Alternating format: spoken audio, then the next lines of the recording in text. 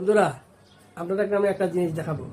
শালা আমতারিকা আছে না, শালা আমতারিকা হালারে মানুষ বকবো না কিল্লিগা। ও নির্বাচনে খাড়াইছে, পায় না একটা আসনও, ওর সমর্থক নাই অলরেডি। আরে শালা বিশালা আরেকজনের বদনাম গায়। ওই যে জামাতে নিয়ে, ওই যে যেটা চীনে উপহার দিছে, এটা বলে জামাতে দিছে বলে কইছে। জামাতে শোনেন, জামাতে কি কয়, জামাতে এটা কি বলে শোনেন। চীন বাংলাদেশ মৈত্রী সম্মেলন কেন্দ্র, এটা পরিপূর্ণভাবে চীনের অর্থায়নে বাংলাদেশের জন্য উপহার। এখানে বাংলাদেশের বুঝতে পারছেন, এখানে বাংলাদেশের একটা টাকাও নাই, এটা সম্পূর্ণ চীনের উপহার। আর এই শালাই যে আমার স্ক্রিনে দেওয়া আমতারিকা হরিরপুত কয় এটা বিলে জামাতে দিছে। কন ওর বকবো না কিল্লিগা, ওর বকবো না কিল্লিগা।